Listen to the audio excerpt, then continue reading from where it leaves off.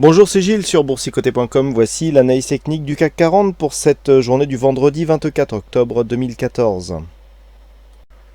Avec une séance aujourd'hui qui était quelque part attendue, puisque depuis que nous sommes ici dans cette phase de hausse, je vous avais dit qu'on avait ici des zones techniques qui seraient assez difficiles à franchir. Alors on a eu une belle incursion hier, puis aujourd'hui ça s'est un petit peu stabilisé par manque de relais.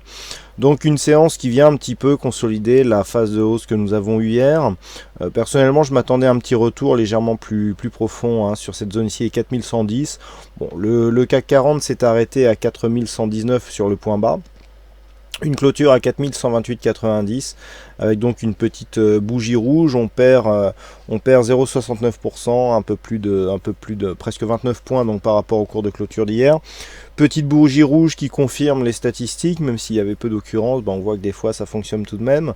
Et puis voilà, on n'invalide rien du tout puisqu'il fallait dans un premier temps attaquer cette zone ici à 4112,10 pour commencer à enlever un petit peu de puissance et de conviction à ce mouvement haussier, voire même venir chercher ici cette zone des 4035 points, précédent point haut significatif que le CAC avait cassé précédemment.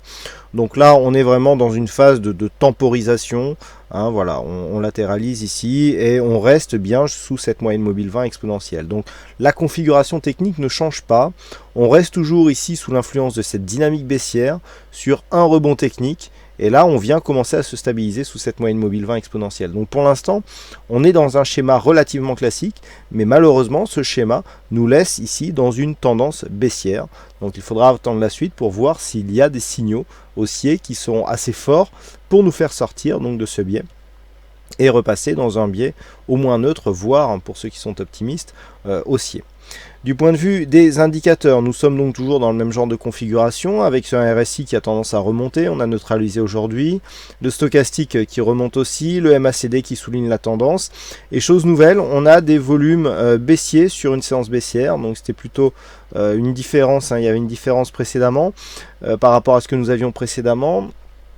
On a donc ces histogrammes ici qui s'inscrivent en baisse sur cette bougie baissière. Alors ça s'inscrit globalement dans une phase de baisse des volumes global. Alors comme on a beaucoup moins de séances baissières, on avait l'impression qu'en fait c'était parce que nous n'avions que des séances haussières, mais en fait on voit que même sur ce genre de séance, on s'inscrit dans une baisse des volumes. Alors on avait bien une hausse ici des volumes sur cette phase qui avait donc préparé la baisse. On le voit bien maintenant si on superpose un petit peu le cours des prix. Cette hausse des volumes ici qui s'est faite à partir du moment où on a consolidé cette fameuse formation ici en note de piano que je vous avais indiqué comme ayant une probabilité de poursuite baissière plus forte. Puis les volumes ici se sont faits jusqu'au point d'orgue de cette fameuse séance du 16 octobre qui a donc donné le signal du retournement avec donc ce rebond technique que nous avons connu cette semaine. Alors certains d'entre vous me parlent du V-bottom, c'est vrai que j'avais attiré votre attention sur cette possibilité, notamment après cette bougie. Alors, on avait eu une première bougie qui aurait pu donner lieu à ce genre de configuration, mais qui a invalidé. Et sur ce genre effectivement de bougie où on a eu une forte baisse ici et puis un mouvement de rebond, on aurait pu effectivement penser que c'était possible. Le problème c'est que par rapport à ne serait-ce que ces deux bougies ici, on a mis beaucoup trop de temps, ne serait-ce que pour revenir au-dessus de cette zone ici est 4112. Donc là, il n'est absolument plus question de V-bottom. On est sur une phase de rebond technique. De toute façon, le V-bottom aurait eu des conséquences différentes puisque c'est une figure de retournement majeur. Donc là, on n'est plus du tout sur une figure de retournement. On est sur une phase de rebond technique, je dirais même de consolidation dans une tendance baissière. Regardez, on vient ici se stabiliser dans la zone 50-61,8. Donc pour l'instant, je suis désolé, mais on reste dans un flux baissier avec toujours cette possibilité en cas d'accélération baissière que l'on revienne tester les précédents points bas significatifs.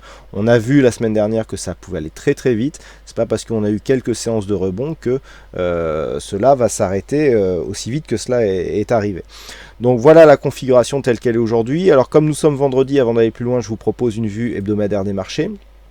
Voilà, donc pour effectivement confirmer alors ce que nous avions vu la semaine dernière, à savoir ici cette accélération que nous avions constatée, malgré la forte nervosité, donc un doji quasi parfait, on l'avait vu en hebdo, c'était assez impressionnant, et puis donc on a confirmé le rebond. Là aussi sur cette configuration, on voit bien que sur la phase de baisse, on a été beaucoup plus en puissance que sur la phase de hausse. Vous voyez comment cette bougie qui est ici paraît désuète par rapport à celle que nous avions ici. Bon, que dire par rapport au doji, mais on est sur une bougie hésitante, donc c'est moins impressionnant.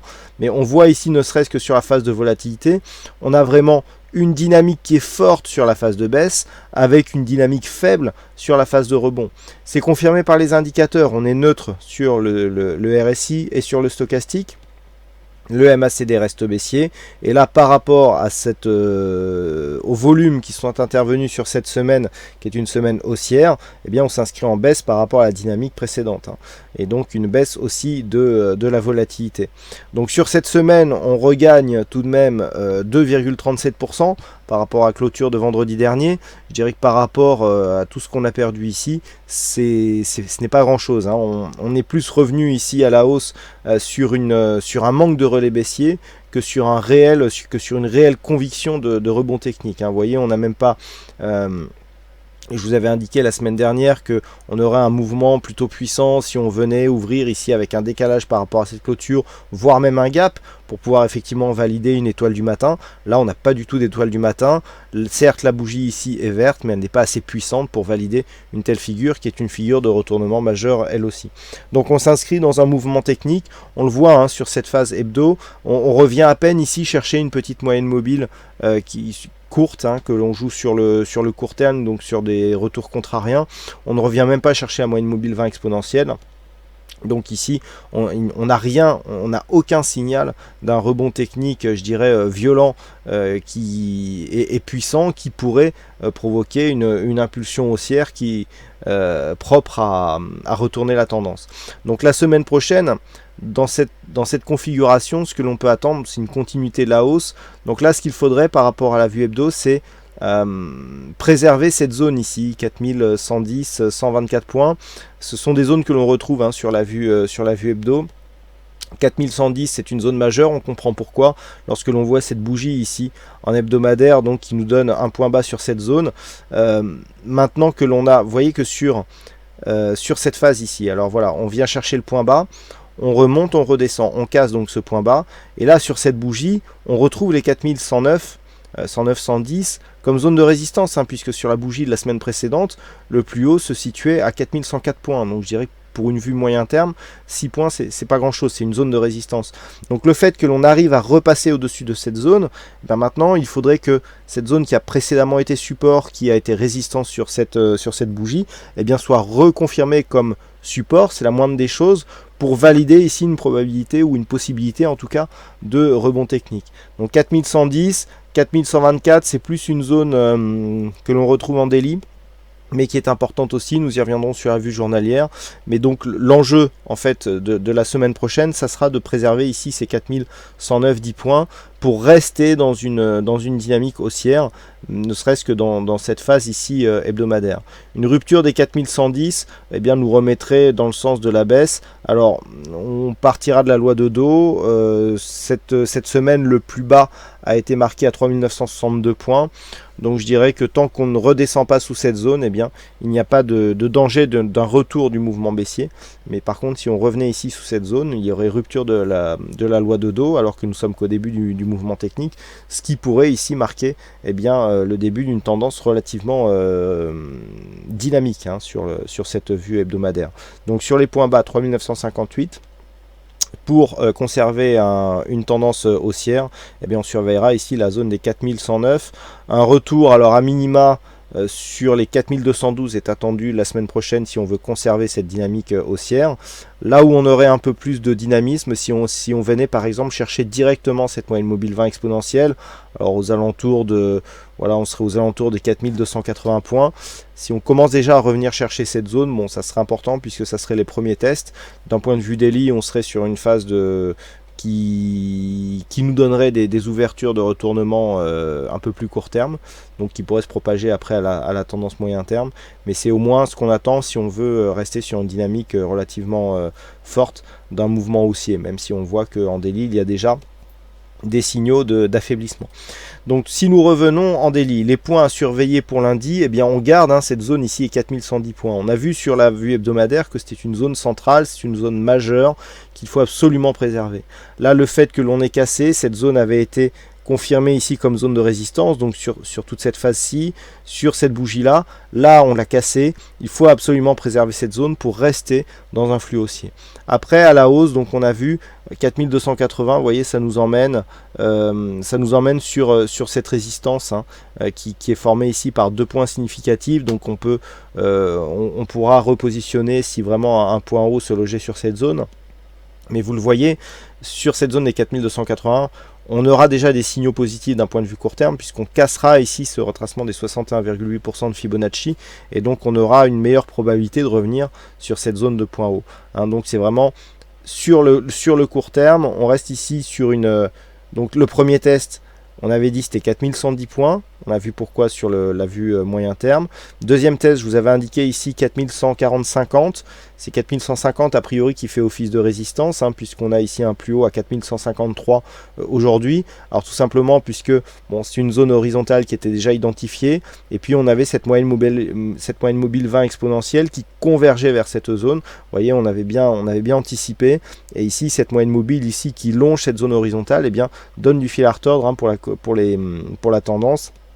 Et donc pour marquer un début de retournement, puisqu'en fait c'est le premier élément qui pourrait appeler un éventuel retournement.